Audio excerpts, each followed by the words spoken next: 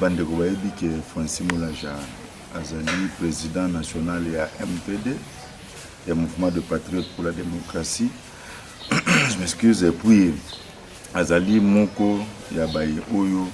Bazobunda, Pembeni, ya mwana mboka président élu Martin Fayulu, Nakati, Yalisanga, ya 2 VIP à la Mouka. Zatomito Betalilo Lisolo. Oui, outil koleka Katia Mboka la biso concernant message du chef de l'État na Katia Nation. Bino bayi MPD boyambi yango boni. Bon, biso toza surpris te pe to moni pe biso eloko ezo kamusa biso ezali kaka volonté oyo ndeko Félix Tshisekedi aza nango ya kokontinue kokosa peuple na biso pe koflouer peuple. Ndeko Tshilombo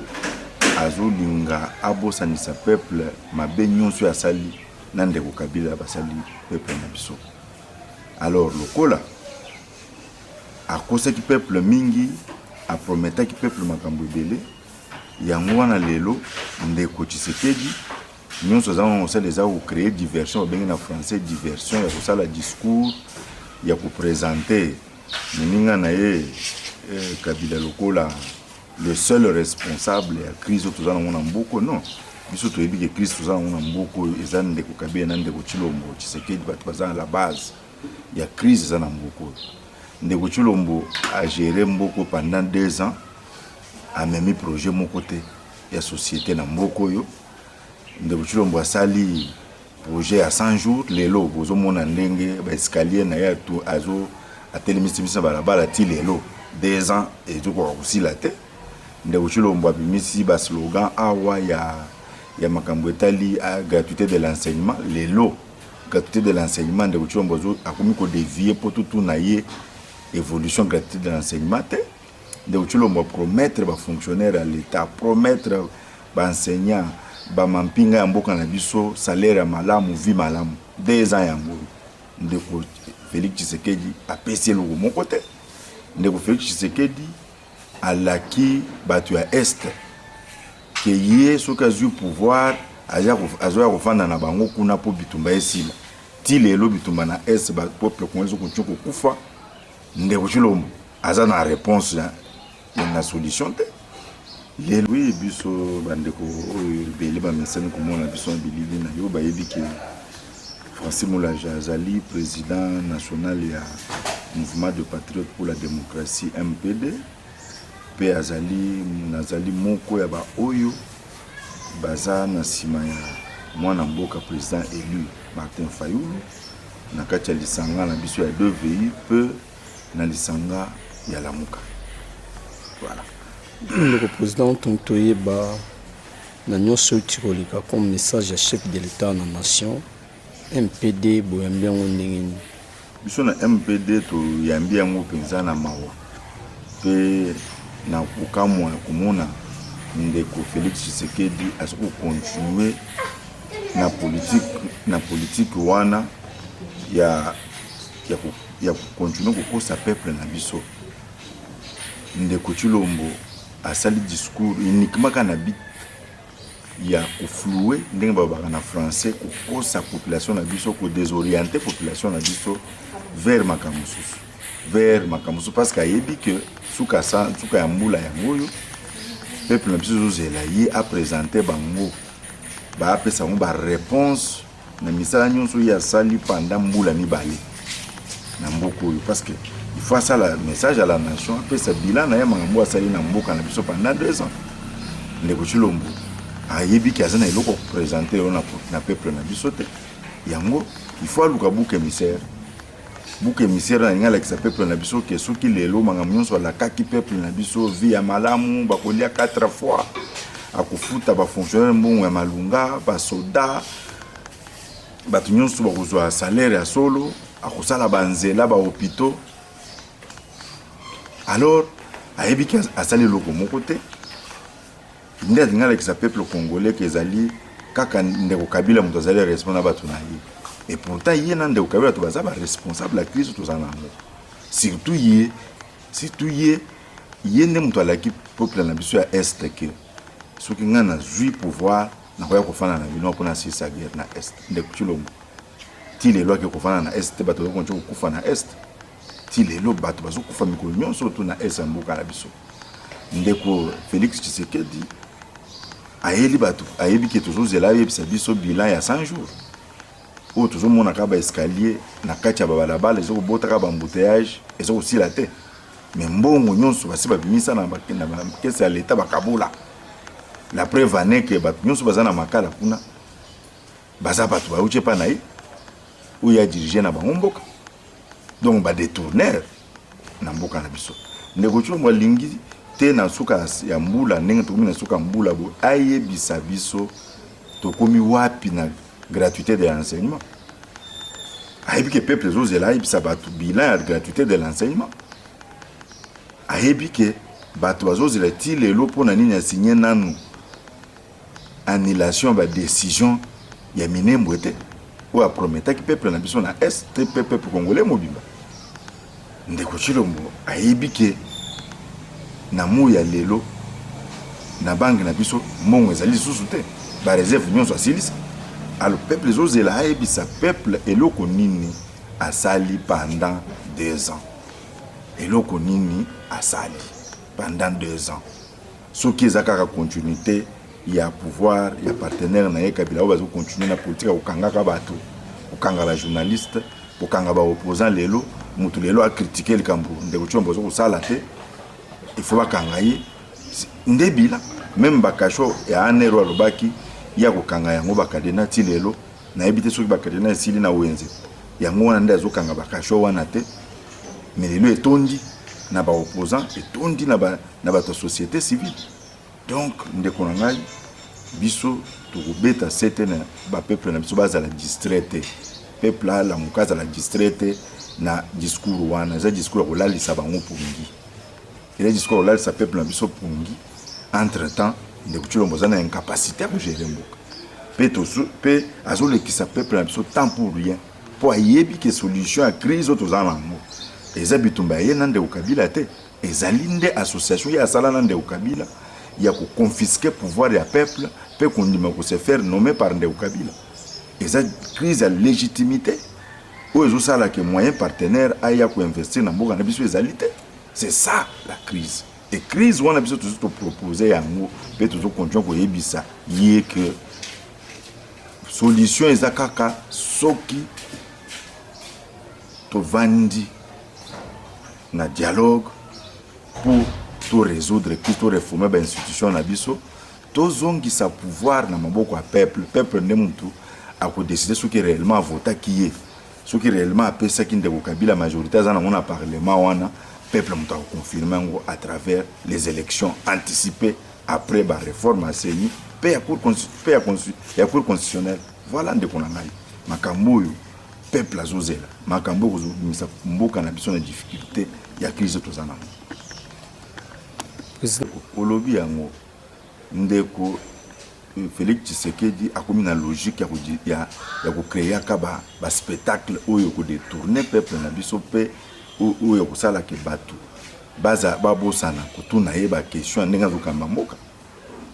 omoni nde ozoyoka makambo nyonso ozoleka awa sikoyo ezali kaka na bit ya kodetourne attention ya peuple na biso mais peuple na biso eza dipu te biso toza dipu te na makambo wana ayebi ke lelo ata epuis ntango azoyebisa population ke asali abomi accord ya FCC cash mais accord eza mibale accord ya FCC cash eza oyo esali ke basala gouvernement ensemble nde accord ya FCC cash mais accord de paix oyo ye asigné na ndeko Kabila oyo ndeko Kabila noma ye président de la République pourquoi azoyebisa ngo peuple te pourquoi adissoudre apasoli accord wana te et presque oyebi ke bino bapanzisa ngo fo bosunga peuple na biso po bakosaka peuple na biso ko tozaki na bane 60 te ndeko Félix Tshisekedi akutani na ndeko Joseph Kabila samedi na butu avant ça le discours dimanche akina kosolola nini pourquoi yebisa ngo peuple te ke nazalaki na ndeko Félix na ndeko Kabila samedi yango wana ngi koyebisa bino ke nayebisi mpe ye ke ngani otokabwani pourquoi yebisi peuple makambo wana te donc ndeko biso tozoyebisa bino tozolamusa peuple na biso ke baza na droit ya korekla ya kotuna ndeko Félix Tshisekedi na ndeko Kabila pona bilan na bango lelo kokisi 20 ans ya gestion ya ndeko Kabila na ndeko Tshisekedi ensemble. Pour ndeko Kabila sali 18 ans ye moko ya sali soki 16 ans ye moko 4 ans géré na IDPS. A géré na IDPS à travers premier ministre Badibanga, a géré na IDPS à travers premier ministre Tchibala, a géré na IDPS lelo à travers Félix Tshisekedi ou a nommé président de la République. Faut pas passer sur bilan la gestion na bango. Voilà, bakoko distraire biso te blo spectacle ba sala wana. Biso toza dipte. Ni kambo informateur bino boya ndonde. Mais yango tozo biso ke nyonso na toza ba distraction, eza ba violation en violation, ya mibeko mboka na biso, mais de toutes les façons pour na biso tozo zélande dialogue, toza na posa ba distraction na te pour résoudre la crise na mboka na biso te. Donc, on a une stratégie de Tshisekedi de Kabila, on va vous samedi. Ni magamba sololaki. Yo ko sa peuple wana comme ça, et yebisa on ko nommé informateur pour échanger nini. Le problème c'est la légitimité ya pouvoir ou yé aza président aza qui est élu par le peuple ou ndeko Kabila za na ba député au peuple a voté quitter. C'est ça la crise. Le reste c'est ça distraction mon frère. Non, il faut que le makambo pour les bandeko na biso ya IDPS. Les lois sont la Sony à lit ou to bundi na bango awa pendant 37 ans. To boyi ko simba mindu ki na mboko. To boyi violence pour mboka na biso et to ngama na base solide ya ba combat d'idées, ya ba combat makanisi. Mais lelo bandeko na biso bocho ko anda bango awa na Kingabo. Basali ba milice na Kingabo. Ba milice wana ti lelo. Et si ba cha bango et ba yango prévenir que bango wana ba sa mambo ça et puis ce qui est grave eza komona que monde entier sota la spectacle oyo ndeko Kabila na ndeko Tshisekedi bazo sala na mboka na biso bazo kisa mboka na biso soni bazo longola crédibilité ya mboka na biso na maboko ba paya o ba ko ko investir na mboka ba ko investir ndeni na mboka oyo na kati ya parlement bato bazo ya na ba machette bazo buka ba ebi d'abord teke pour pas ça la bilo misala wana peuple na biso zaki victime pour parler du peuple nezala ezo ataki chozo mona wana ba détourner ba millions pour na kucha ba kicho wana siko ba yeko buka pe ba pour ba misa susu mbongo ebele ba détourner le susu pour na remplacer ba kicho wana bazo buka ba bilo nyonso bazo buka wana entre temps imagine oyo IDPS après lutte à 37 ans pour mboko de ba ezala ya ba idée ils ont présenté une image à monde entier. Donc, nous sommes condamnés avec la dernière énergie. Que ceux qui beaucoup qui dans le dialogue, qui dans la conférence souveraine, et ça pour éviter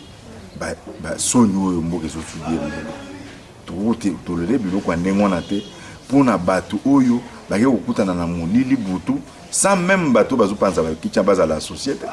Bunyo bato ba sala mobulu na palais du peuple wana. Tant ndeko Kabila na ndeko Tshisekedi ngenda sala ba accord ya kingakati est-ce que ba asosaki bango alors boni bazo yokisaka mboka soni na mondele wana il faut même tourner une question est-ce que bato bazo bundela wana ba considéraka bango ba est-ce que ba considéraka bato Tshisekedi na Kabila ba considéraka bango la preuve en est que tamba kotana ki samedi na sele est-ce que bato na ki bango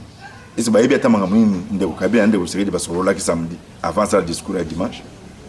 voilà ndeko nanga. Donc, les gens Sony peut toujours condamner avec la dernière énergie. Bandeko Mosoba Kulanda yo boni santé à MPD. MPD eza santé nango ezali na niveau pe ya santé peuple congolais. Modèle peuple congolais baza kotambola makolo, baza ko souffrir, baza impayé, baza mal nourri, ndenge pe ba mita MPD ba ko souffrir. Donc toujours ka na lika que lobby nzambe na biso akuzala na biso po mboko ebima na pasi ezali pe MPD malgré banzala malgré ba pasi ba membre MPD baza debout en train de se battre pour le pays. Nakasi peuple congolais balandi yo na pokwa lido okoko isabango nini nazo ebisa peuple congolais qu'il faut balamuka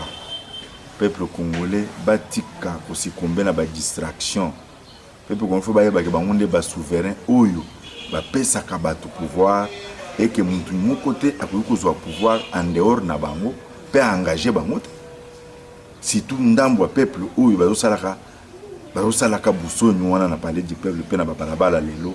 oyo bazobundela bato baasociaka bango même pas tant bazwaka baengagement te